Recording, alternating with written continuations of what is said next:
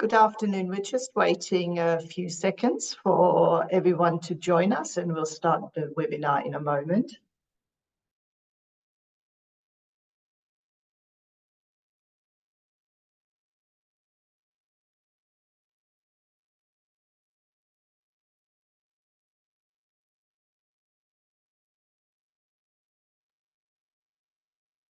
Okay, so we seem to have quite a nice level of participation already, so let's kick off. My name is Ute Kolja. I'm the Acting Director of the Knowledge Policy and Finance Center here at IRENA, the International Renewable Energy Agency. And I'm really pleased to welcome you to what is the first of IRENA's 2024 series of policy talks. We've done these before, and it's a series of webinars to advance the discussion on energy transition related policies. And we've got a very exciting program ahead in the next few weeks and months. But we're starting this one. We're kicking off with this one on tripling renewables, ambition, progress, and financing needs. So I'm sure most of you are aware of the tripling pledge that was agreed at COP28. Now, ahead of COP28, we at IRENA worked together with the COP28 presidency and also the Global Renewables Alliance to examine how, well, we already had highlighted how important it is for the 1.5 degrees C that we need to rapidly scale up renewables deployment in the power sector, as well as everywhere else, but we focused on the power sector, and we examined what is needed to triple renewable power, as well as doubling energy efficiency, because those two have to go hand in hand. And we published a report ahead of COP28 that presented a pathway to achieving these targets based on IRENA's 1.5 degrees scenario, detailing some of the barriers and existing shortfalls.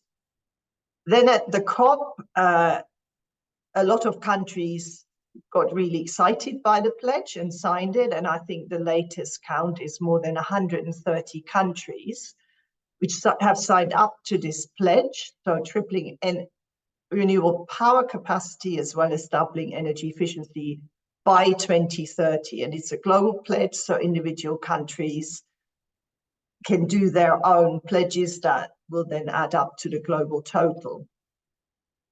We also launched at COP28 a report on NDCs, nationally determined contributions, and renewable energy targets, where we analyze countries' NDC and focusing on their renewable energy components. That has quite clearly shown that we're first of all, short of delivering climate goals 9 years after the Paris Agreement, but also that this pledge of tripling renewables, which is supposed to get us to 11 gigawatts by 2030, remains far from being met. And while ambition needs to be scaled up, renewable energy commitments within the NDCs fall very short of what countries have committed in their domestic policies that exist outside of the framework of the Paris Agreement. Looking at the G20, these are, of course, the highest emitting countries, and they show the largest gap and misalignments. What the report calls for is that these countries really need to act rapidly to raise their ambition while aligning national policies with commitments made under the Paris Agreement. Furthermore, developed countries must act together to enable a just and inclusive energy transition, particularly for those furthest behind. We need governments and development partners to step up and ensure a more equitable flow of investments, particularly to countries that have considerable untapped potential, but find it difficult to attract investments. So all of this hinges on stronger international collaboration with a view to substantially increasing financial flows from the global north to the global south. In this webinar, we will discuss all these issues, and we will start with Farhan Rana, my colleague from IRENA, who will present the findings of the report. And then we will follow his presentation by a panel discussion. And our panelists will reflect on these findings, as well as sharing some insights on how the pledges can be met, how NDCs can be strengthened, and how we jointly can build on the outcomes of COP28. And then after the panel discussion, we will hold a Q&A session. Before I hand over to Farhan, I have a few housekeeping items to cover. So first of all, we will record this webinar, and it will be available along with the slides on IRENA's website. So you can check on it afterwards, and you can also circulate it to other people who might be interested. If you have any questions for our speakers, please use the Q&A feature at the bottom of your screen. And of course, due to time constraints, it might not be possible to answer all the questions, but we will try our best. So without any further delay, I will pass over to Farhan. Thank you very much. Thank you very much, Ute. And hi, everybody. It's great to be here with you all at IRENA's first policy talk of the year to present our latest report on NDCs and renewable energy targets. This is quite important, especially in the context of our climate goals and in the context of the recent pledge to triple renewables. So just a little background, if you can go to the next slide. IRENA has been analyzing NDCs since 2017, focusing specifically on the renewable energy components. Typically, we report on how many countries have renewable energy targets in their NDCs, what do these targets cover, and what does this mean for our global climate goals? And of course, as mentioned, this year's brief that we launched at COP28 was important for an additional reason, which is more than 100 countries signed the global pledge to triple renewable capacity by 2030. So if you can just go to the next slide, please. As per the pledge, global renewable energy capacity needs to increase from 3.4 terawatts in 2022 to 11.2 terawatts in 2030. Now, the G20, which led the pledge, are expected to make up 80% of this 11.2 terawatts in 2030. So that will be around 9.4 terawatts. Next slide, please. So getting into this analysis of the NDCs, we see that since the Paris Agreement was signed in 2015, 195 parties have submitted NDCs outlining their contribution to reducing greenhouse gas emissions. And since then, 178 parties have submitted new or updated NDCs.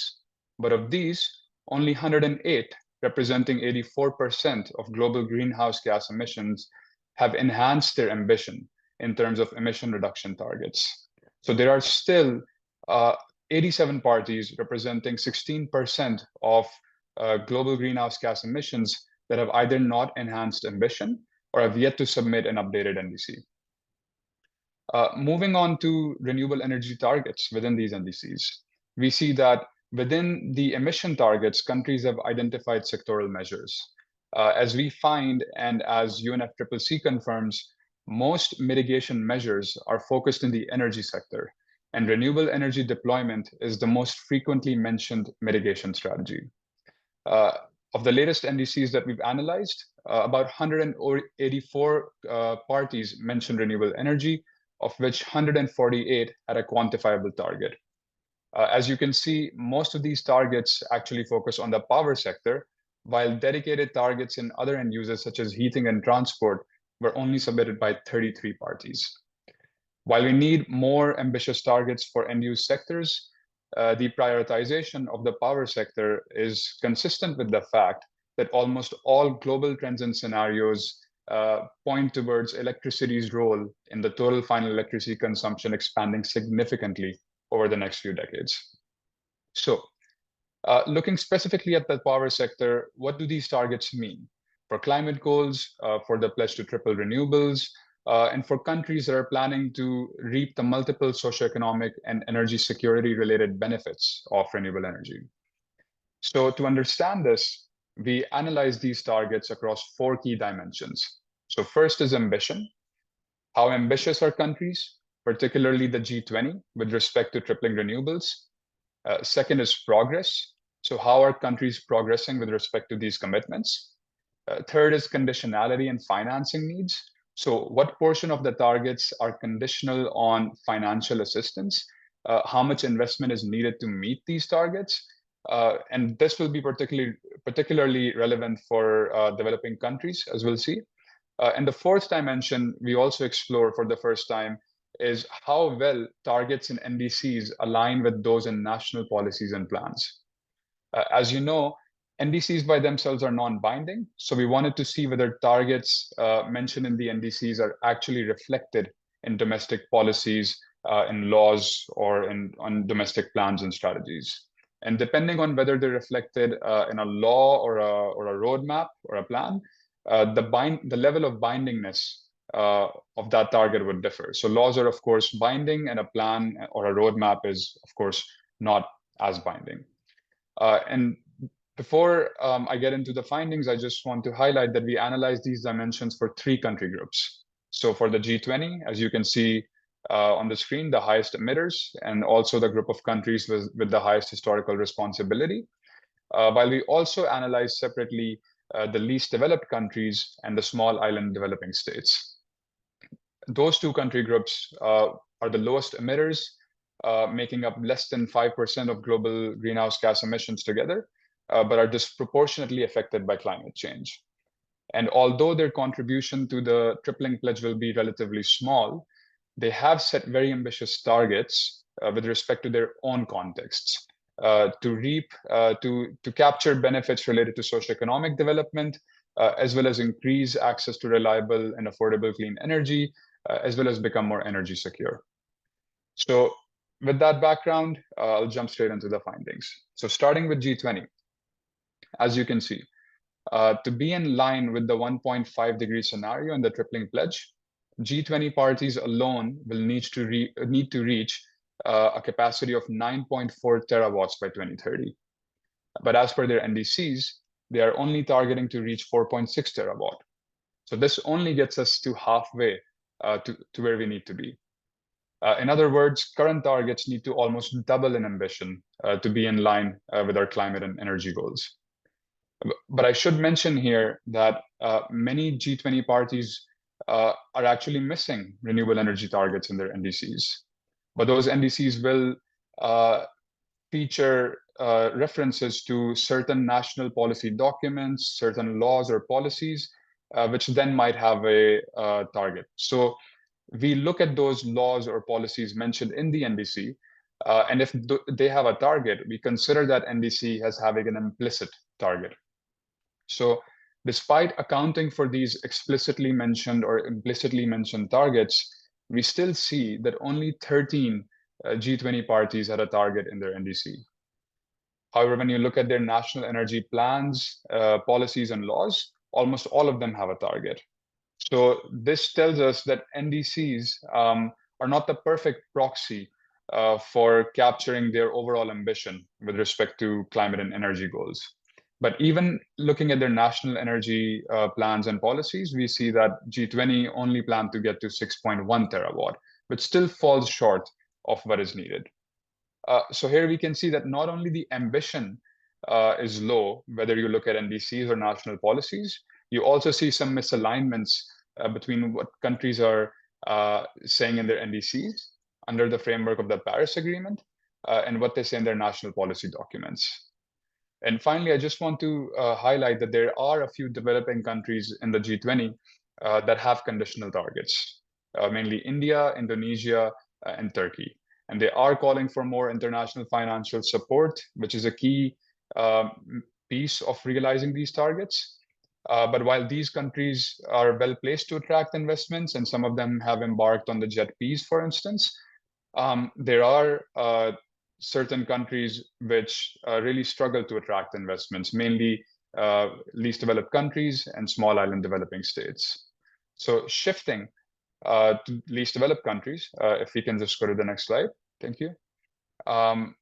So on the other hand of the emission spectrum, we have the least developed countries.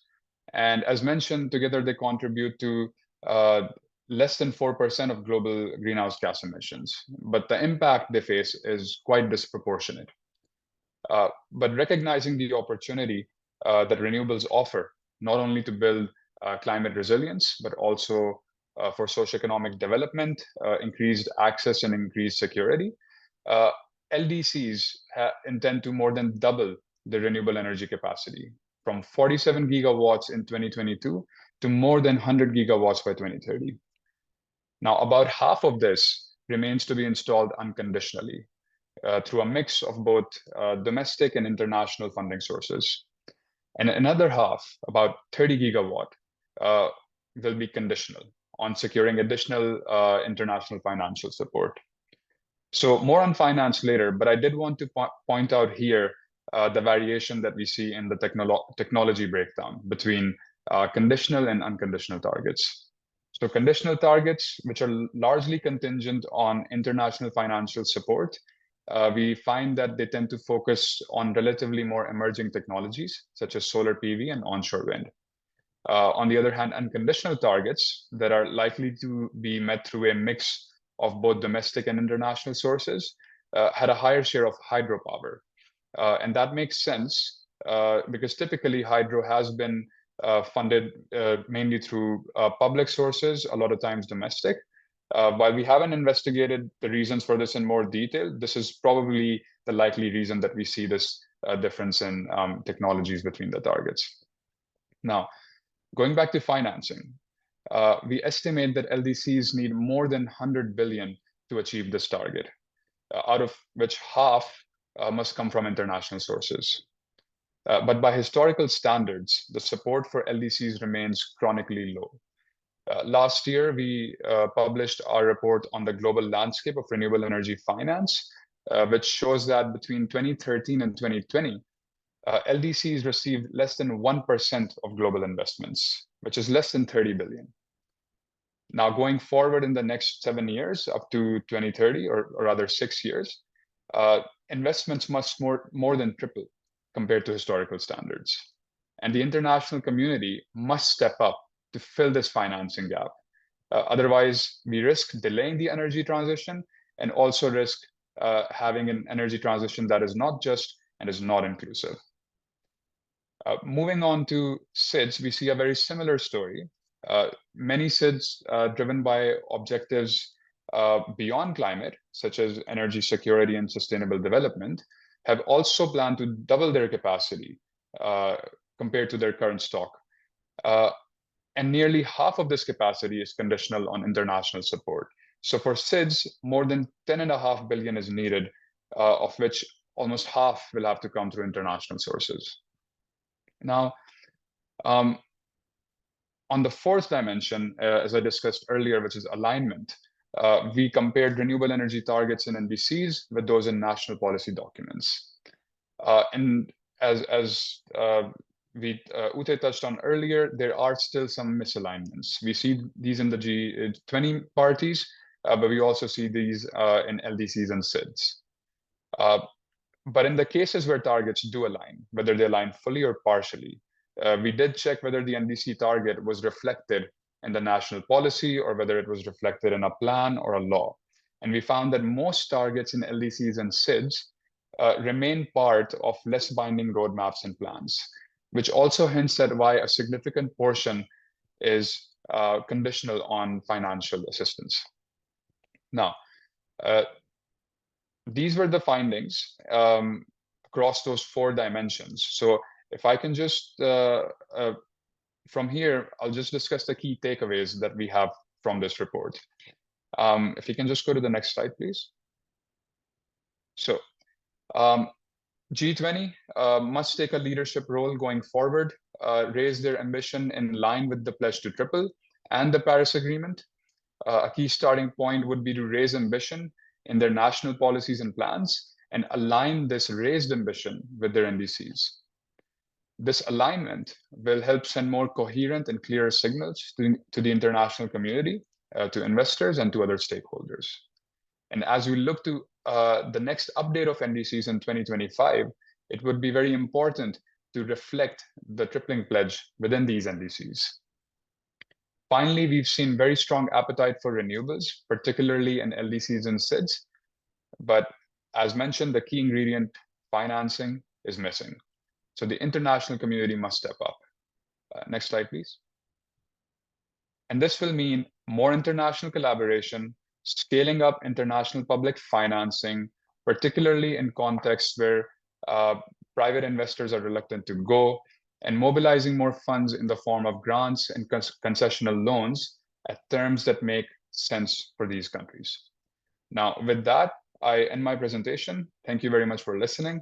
And I will pass on to my colleague, Dayala Havila, who is in fact one of the main authors of this report that I presented, and will be moderating the next panel discussion. So over to you, Dayala. Thank you very much, Farhan. It's an excellent presentation.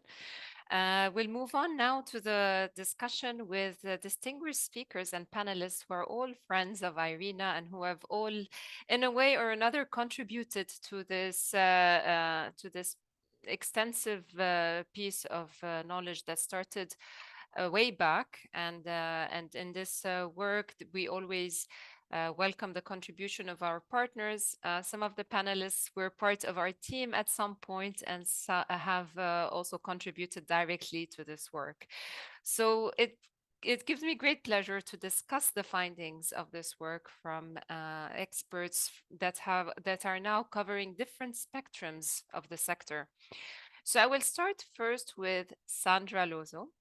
Sandra, if you can please start with introducing yourself first and tell us a bit more about what it is that you do at the COP28.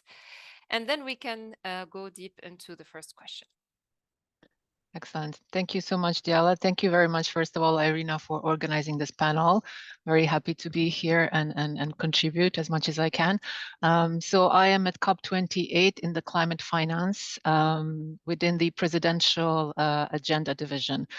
So I think when we talk about COP20, COPs in general, people think about the negotiating process, which is really the heart of COP, indeed. But I think for first time, the UAE has also put in place a very significant, a very large presidential agenda where we aim to implement and initiate certain practical initiatives on the ground outside of the formal negotiating process. So I was very happy to be part of that and to see to what extent this multilateral process can really be activated to further the climate agenda. And I think in many respects, this COP28 truly was historic on both fronts, the negotiating front, and then in terms of the practical initiatives that we were able to put in place. So the tripling of the renewables pledge and the doubling of energy efficiency, which was, committed to by 130 countries, it was an important outcome. Certainly, and it was one of the key outcomes of the COP28, but I think it was one part of this whole package that really aimed to change the overall trajectory of the collective climate action in terms of making it far more ambitious, inclusive, and accelerated at the same time. Absolutely. And we are very much looking forward to hearing from you on what's happening on the ground, especially in terms of financing. But before we get to that, we just want to stop a bit on the tripling pledge. And as Farhan mentioned, when we talk about any pledge, we have to make the distinction between developed or G20 economies and developing economies.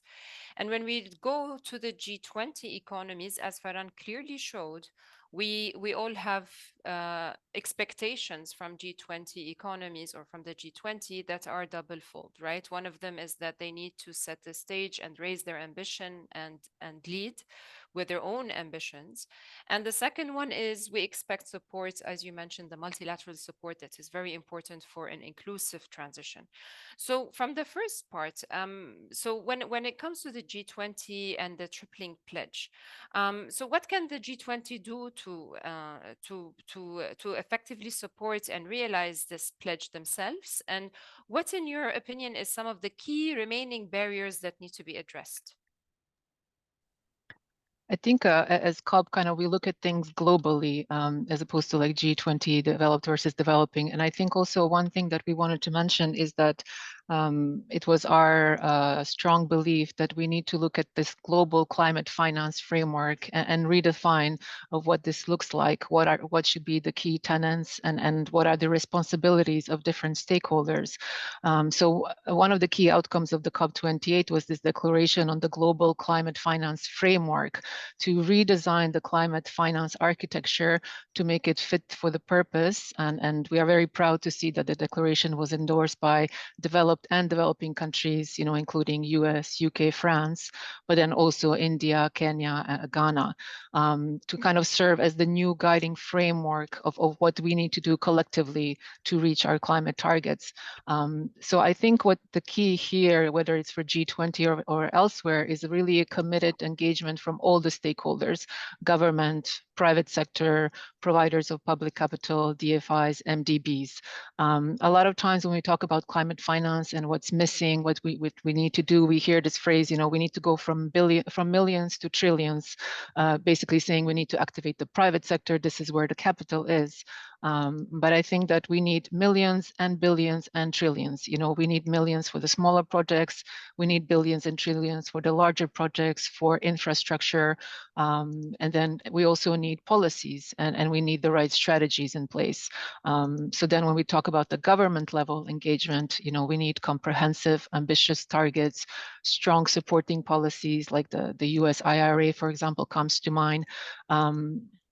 Given the remaining obstacles, whether it's G20 and elsewhere, we still have like a very high cost of financing, specifically right now, a very high interest rate environment. So renewables do need financial support. We see, for example, backlogs in the grid.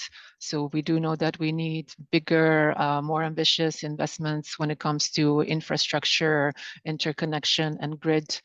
Of course, we need to engage the private sector like never before to be able to access the trillions of capital that are out there.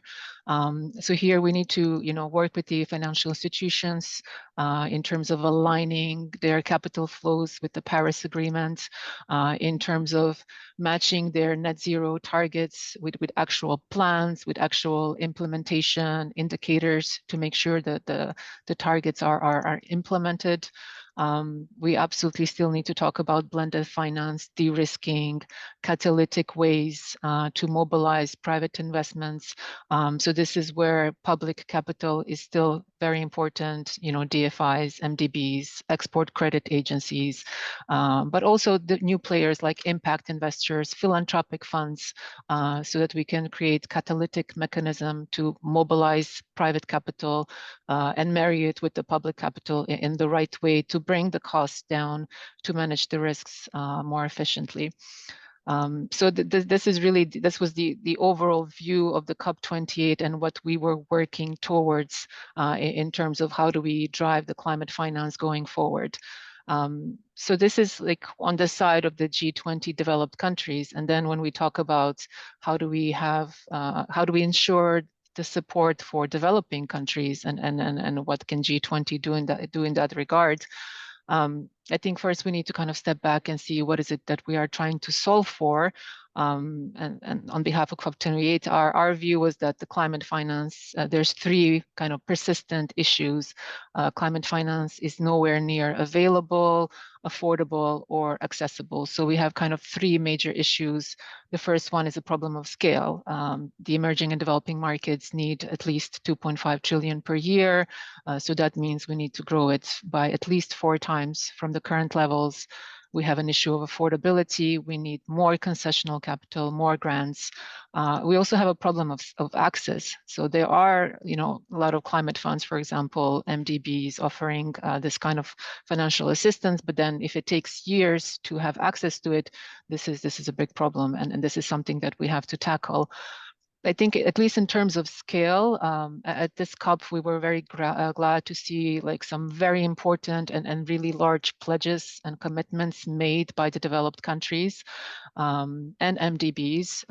So from the part of countries, we saw, the commitments of over 790 million for the loss and damage fund, which was quite historic and unexpected also. We saw the largest ever replenishments of the GCF, the Green Climate Fund, at about 12 billion. We saw big commitments to the Adaptation Fund, the Least Developed Countries Fund, the Special Climate Change Fund. What we want to see next is the delivery of the commitments. And we also want to see improvements in terms of access and effectiveness of these funds. And then aside from countries, I think MDBs are still a very, very important type of player in this conversation, and they're really critical to overcome obstacles that emerging and developing markets are persistently facing, like the high capital costs, complex business environments, need for capacity building for policies, for example. So here too, we were very happy to see the MDBs, step up and really kind of heed the international calls for the reform of the MDB system to make them better, bigger, bolder.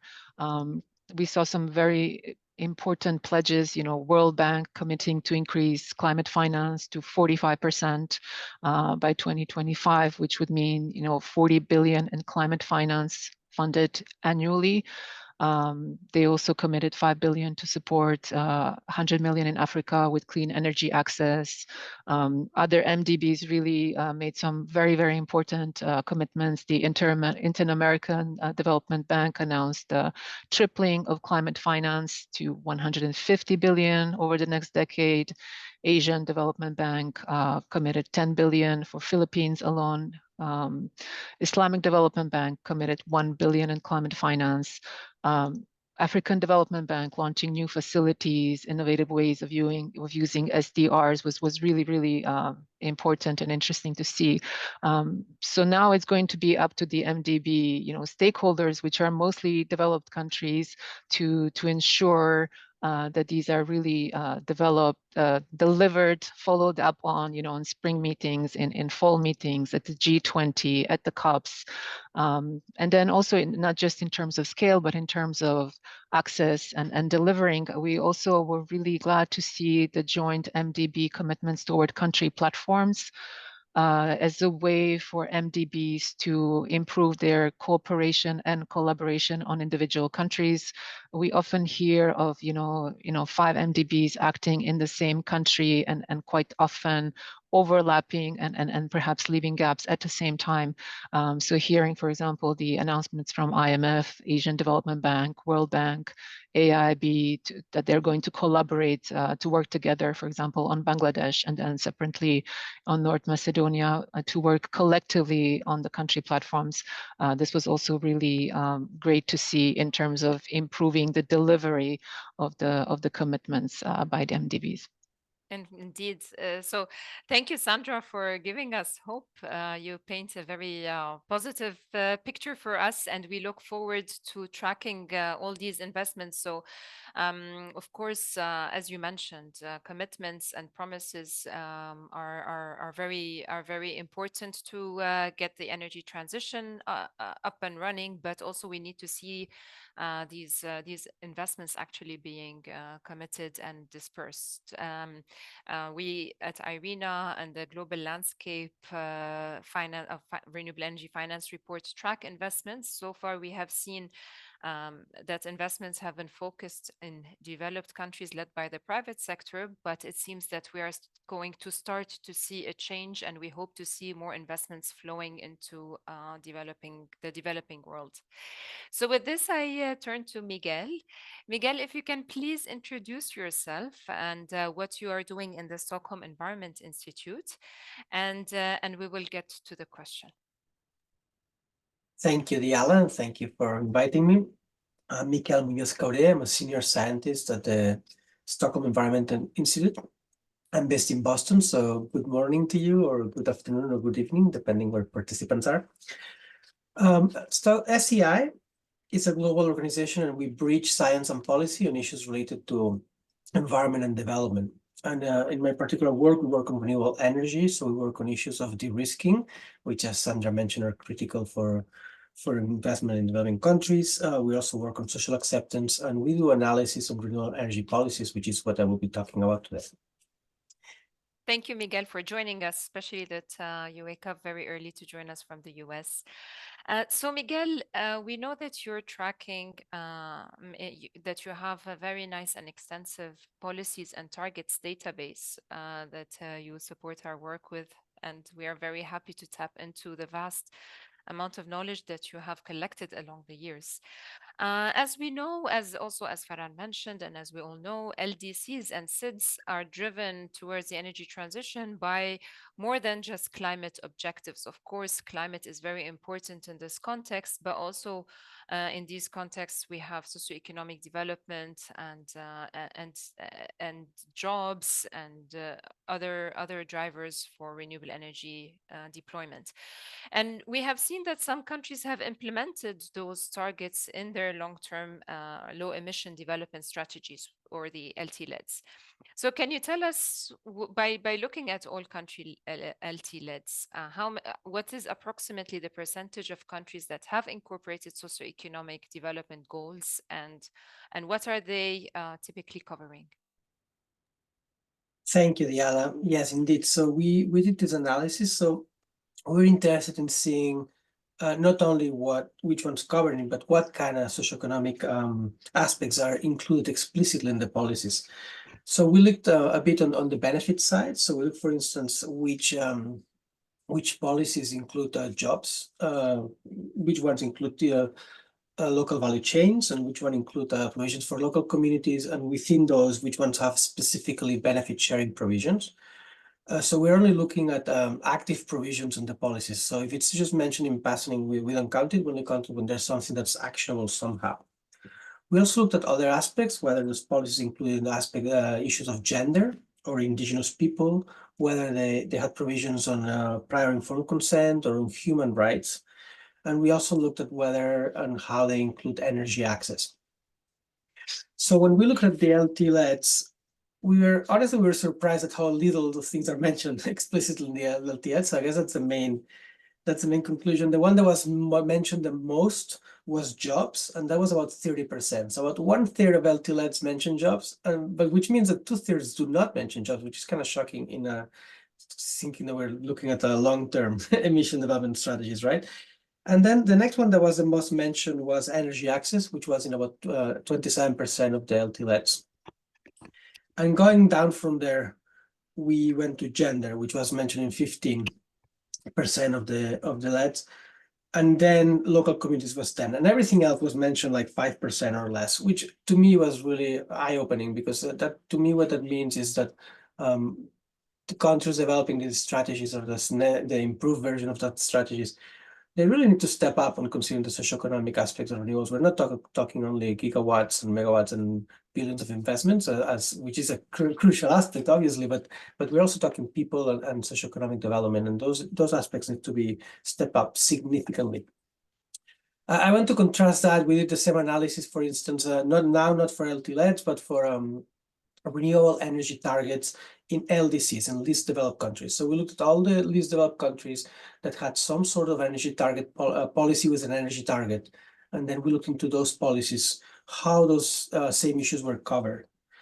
And we found out like energy access obviously was like the big winner. So 60% of the targets included energy access, which tells us a bit about the electrification or the access situation in those countries. But then we also had like more gender was mentioned in a fourth of them, 25% of them mentioned gender as compared to 15% for the LT-LEDs.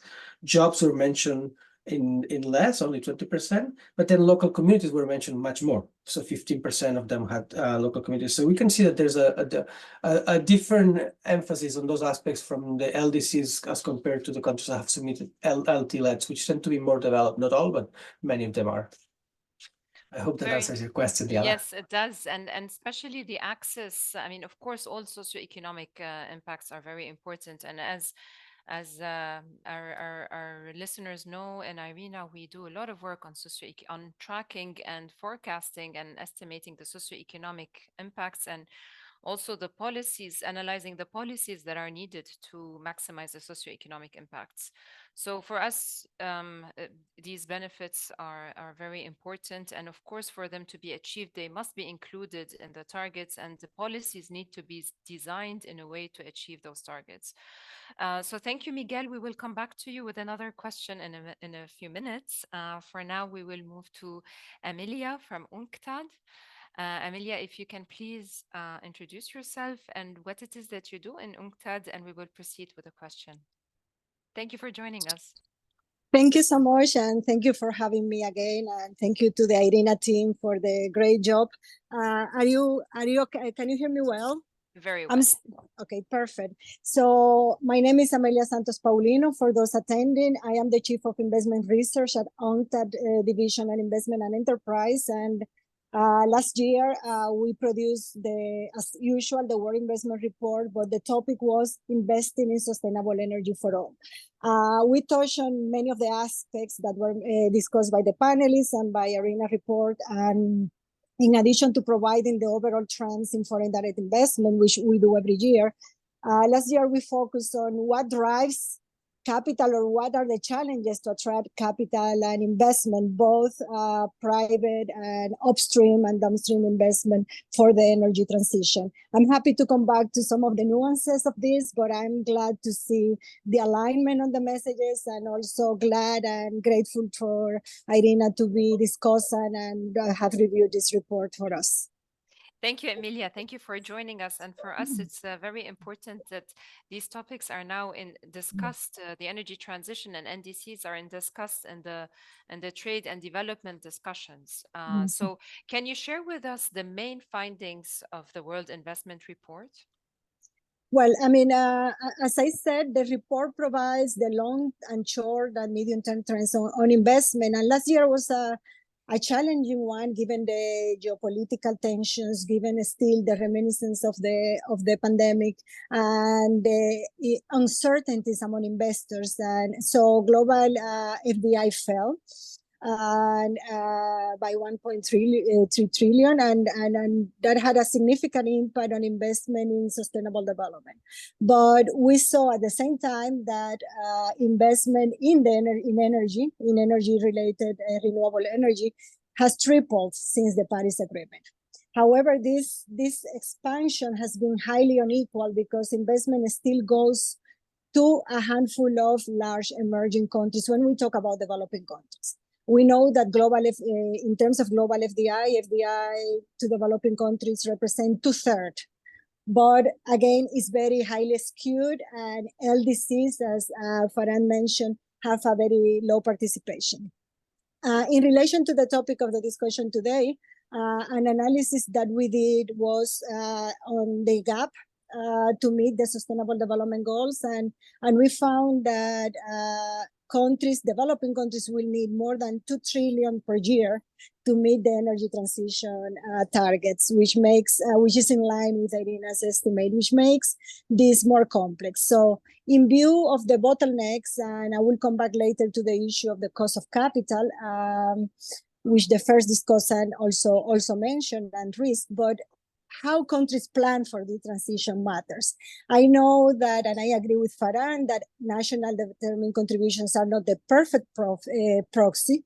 It's not the most perfect, but it's the document that goes to the conference of the parts, aligning what is supposed to be the country's needs, country's assessments, and country's targets. So what we did, we look at the investment dimension into NDCs.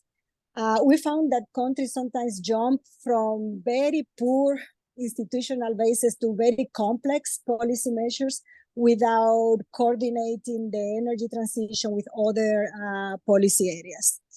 In addition to that, out of 147 developing countries that have submitted national determined contributions, only a few have identified the investment needs for the transition. So the previous speaker was talking about areas like employment and social areas, but this is critical because the transition is costly. It has to be inclusive, and it has to be accessible and affordable. So countries don't have a clear path in terms of investment. around 78 countries do have energy transition plans. Not perfect, but do they have? But only some of them, only 40 countries have identified possible sources of finance in this energy transition plan. So, among the 3 top mentioned sources of finance are multinational development banks, international financial institutions, and then private investors come at the bottom of the top 3. But still is important. And as Farhan mentioned, also we make the point in the report. If you look at international project finance, which is the key investment vehicle for sustainable infrastructure, LDCs, 75% of projects are funded by international project finance, and in developing countries, more than half. But yet, LDCs represent a tiny 2% of less than 2% of global FDI, which mirrors their participation in global trade. So how to scale up, how to align the investment needs and to represent them, because as I said, only 40 countries had investment needs in their plans. And if you take the number of regulations, there were more than 800 regulations, ad hoc laws and regulations that were passed in the context of the energy transition. So there should be a balance. And I am happy to come back to some of the issues related to the cost of capital, if you wish, if I have a second round. And if not, I'm happy to do it now. Thank you very much, Emilia. We hope to have a second round. And Okay. Following COP28 and all the reforms and commitments made, we hope to see these numbers a bit change in next year's report. And we look forward to Yes. the new results and to seeing more funds flowing to LDCs. And especially if you let me take 1 minute there, because then I close this circle. I mean, this gap contrasts with the expansion of sustainability finance or sustainability theme instruments in the financial market. So the financial market is flowing with cash that is not landing in developing countries. So still, over 80% of sustainability theme bonds are domiciled in Europe and in the US. So this is another issue. Yes, there is money and there are bonds and there are special instruments, but they are domiciled in developed countries. Of course, and this is together we are all raising the voice to try to move some of the money where it is most needed. I mean, maybe not most, but as equally needed. So thank you very much, Emilia. Last but not least, I would like to invite my colleague Simon to please introduce yourself and what are you currently working on. And Simon, maybe I will ask you the question at the same time so that you can tie it all together, because we are a bit running out of time. So if you can, Farhan spoke about the alignment of NDCs and national policies, and also we saw we also discussed it as well with in other contexts. But can you tell us also about how crucial is the alignment of NDCs with the long-term leads for countries to effectively increase the renewable energy ambitions, particularly in light of the global goal to triple renewables by 2030? Thank you, Diala, and good morning or good afternoon to everyone. I'm Simon. I'm leading the Renewable Energy Technology and Infrastructure team at IRENA Innovation and Technology Center. I mainly focus on helping countries integrating advanced renewable technologies into their more modern energy systems, backed evidently by robust grid networks. I specialize in providing advice, helping countries navigating the complexity of deploying more renewables efficiently, ensuring that the grid remains stable, and also that countries more and more, was mentioned, develop and design more resilient energy systems. I've had the opportunity and pleasure to assist over 30 countries in their NDCs, working closely with different platforms that are helping countries to support, but also more and more advising them on specific technology like offshore wind with the Global Offshore Wind Alliance. I've worked with many institutions, for example, the NDC Partnership, which has a range of support services to countries, and also working with UNFCCC and other UN organizations on engagement during regional climate weeks and other climate dialogue. The aim is to enhance global climate action and support countries in their energy transition. The discussion were fantastic, and I think aligning NDCs and LTLEDs is the next topic we need to really put at the forefront of the new revision. It is akin to setting the global compass toward a more equitable and sustainable future. It ensured that the immediate climate action measure under the NDC are not short-term random strokes, but are strategically directed toward a broader canvas of long-term climate goals outlined in the LTLED, which has a different template or framing as the NDC. And this is crucial to enable, especially in the last bound of ratchet for the NDCs toward 2030. For developing countries, we are here also, NDCs have a high conditionality in the NDC. So alignment is a beacon of hope and practicality to leverage financing. It transfers the ambition into achievable targets, and because those countries face the dual challenge of pursuing economic development while combating climate change, especially in LDCs, but also in the SIDS. So aligned strategy enables them to present a cohesive, well-structured plan that is more likely to attract the essential international support, both in terms of financial resources, but also in technology and capacity building. So the key steps toward alignment is make more informed decision, pulling up data and analytics, and using, for example, peer-to-peer learning to really improve those aspects. The second aspect is ensuring establishing financial mechanism that care to the specific needs. So not only they should include the current budget, but also extra budget solution that also cater to emerging funding model.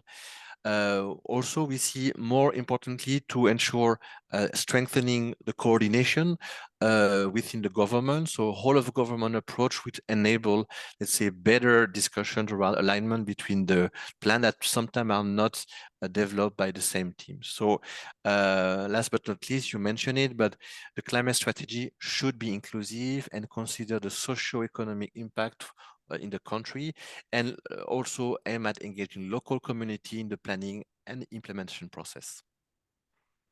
Thank you, Simon. And we know you are undertaking a lot of work to help, to assist and to support countries enhance their NDCs up to the next COP or even the one after. Can you tell us a bit about that? Yes. So I think first it's an activity that the whole organization of IRENA is involved since the, let's say, the very early toward before COP26. We very quickly responded to the need of countries to update on a technical level, but also to adopt decision at the political level, because it was mentioned, the NDCs are the core mechanism for countries under the Paris Agreement. So each nation define their own commitment to reduce greenhouse gas emission and adapt to climate change. And this needs to be updated with the higher ambition every 5 years. And in this ratchet mechanism, IRENA deploy an array of comprehensive services, including data and statistics support, technical assistance, and capacity building to better frame those measures that are based on renewable energy in the context of mitigation and adaptation. Moreover, we provide as well invaluable counsel and advice on policy and finance, while also focusing on long-term energy planning, grid integration, power system flexibility, and the facilitation of projects that are aligned with each government priority. Just to highlight a few examples that we have of work we have done, focusing maybe on, for example, Africa and the developing world. South Africa reached out to IRENA to receive technical advice, evaluating flexible technology options for the renewable energy development, and aiding as well in the development, like Miguel mentioned, of long-term sectoral plan. Gabon benefited from capacity building in long-term energy planning, and there we work with the government bodies from the climate and energy ministries on better use of softwares, so tailored to, let's say, the energy component of the next NDC. In the Gambia, a very important LDC in West Africa, IRENA analysis was integrated in the NDC directly, but also in the climate neutral development strategy, their LTLEDs, and enabled, let's say, a better understanding on where the building blocks and the financial needs toward helping Gambia overhaul their grids. We also work in Sao Tome and Principe, where we work on both the NDC implementation, but also specific sectoral plan like healthcare. Last but not least, but we also supporting countries which have not only their own NDC, but also they are integrated in a larger NDC like in Europe. So for example, Bosnia has their so-called NECP that needs to also reflect the ambition of the NDC. And here there, we provided technical assistance to enhance the alignment between the NECP and NDC, and this was reflected in the recent IRENA renewable readiness assessments. On islands, we are also aiming at, and we work with islands to develop the ambition. So from 100% renewable roadmaps also to sectoral plan on transport, on industry and others, providing them advice and also supporting their decision-making there. In terms of feedback, Gala, for the next phase of NDC and from the discussion we have with the countries and international partner, we see a need and also a concern to significantly provide higher ambition in NDC to align with the 1.5. We encouragement as well is given for more countries to adopt absolute emission reduction target that covers more sector in a comprehensive manner. There is also a growing call for the integration of long-term mitigation vision and strategies extending beyond 2030, but even more now beyond 2050 to ensure sustained progress. We see about also an emphasis being placed on integrating adaptation components, more, let's say, pragmatic into NDCs, including the formulation of detailed planning and implementation strategies covering the building of resilience, but also what does it mean in terms of socio-economic benefit in the country. We see also that it is imperative to expand domestic mitigation measures across various sectors with an emphasis both on renewable energy and also energy efficiency. And last but not least, closing the gap, we need to address the substantial gap between the current commitments and the necessary emission level to meet our global climate goals, which remain a challenge and demand the attention of IRENA, working with country, but also the international collaboration that is the heart of our climate action support. Absolutely. And international collaboration is highlighted in most of our policy work to showcase the importance. And this is how what showcases the ambition in the developed world, right? How ambitious and how far are they willing to go, not only domestically, but also to extend the possibilities of an energy transition beyond their borders and reach the lowest income populations. Thank you very much, Simon. So we're going to stay a bit over time for about 5 minutes. We apologize for the delay, and we will be taking questions. We already have a few questions from the audience, but before we do that, I would like to go back to Miguel for one last question. Miguel, you do a lot of work on building a very solid policy database that is for us is very important for us to analyze how far we are going on and how far we are going or how much we are reaching in the energy transition beyond commitments made in targets, but real commitments made in policies. Can you tell us a bit about your policy database? Thank you, Diala. Thanks for this question. So at SCI, we have a database where we're collecting renewable energy policies at the national level, and we have started with developing countries with the goal of having basically a resource where people can find this kind of information. We collect what the targets are, we collect the socioeconomic provisions that we have already mentioned, and we also collect fiscal measures. And this is work in progress. So our goal is to make this publicly accessible later this year. But if anyone in the audience has specific queries, please feel free to reach me. You can call me on our website. and we'll be very happy to share. And thanks for bringing this up, Diala. And since I guess I will not have chance to speak again because of the time, I just want to emphasize what Amelia said on my other work on de-risking investments. There's some questions in the chat as to how to mobilize private capital, and it really is about the cost of capital. We have to reduce the cost of capital in developing countries, and how that is done will depend on a case by case. There's de-risking, currency risk, social acceptance in other cases, but it really comes down to the cost of capital at the end of the day. Amelia said, I just wanted to emphasize it, and thank you for inviting me. It's been a pleasure. Thanks, Diala. Thank you, Miguel. Thank you for being with us today. And I don't know if Amelia wants to add anything on the cost of capital before we move on to taking a question from the floor. Yes, I think this is very important because as we show in the report, today there are 31 developing countries that have not received a single renewable energy project.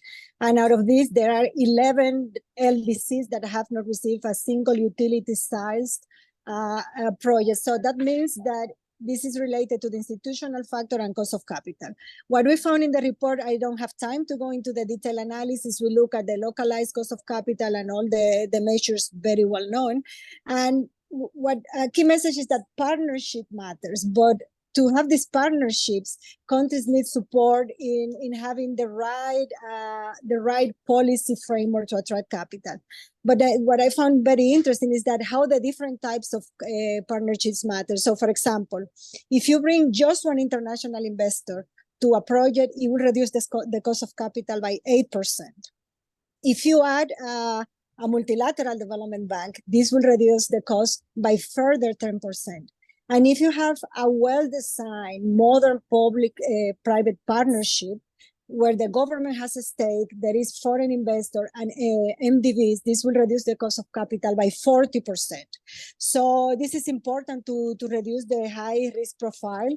We have a big policy session sort of articulating how countries can build these better PPPs and with 3 objectives in mind. One is meeting the climate goals, or the other is providing affordable energy for all, and finally ensuring energy security. So a key message is partnership matters. As the first discussant said, there were high pledges at COP28. But now we have to turn these pledges into reality, and we need to help countries to operationalize the funds that are available to them.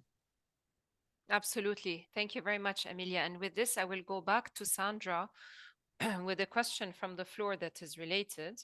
And Sandra, somebody is asking, what are the next steps and actions under the Global Climate Finance Framework principles? How will these principles help align financial institutions, real economy and governments' plans and actions, and improve capital flows into climate finance? Sandra, unfortunately, we only have 2 minutes left. So if we can keep it to a minute, because I will need a minute at the end as well. Sure. Happy to answer that question. Maybe just to highlight that the principles were built on the work done by the independent high-level expert group on climate finance, co-chaired by Dr. Vera Sangui and Nick Stern, and the entire report is available online, and it has like a very detailed list of recommendations for various stakeholders to effectively implement the principles. The next steps would be to develop the KPIs and then to monitor and track the implementation. So one of the things that we want to do as COP28 presidency, while we still have some power, is to have kind of like a mid-year review of where we are on the principles, and this is going to happen sometimes in June during the Global Climate Finance Forum that we will hold here in the UAE.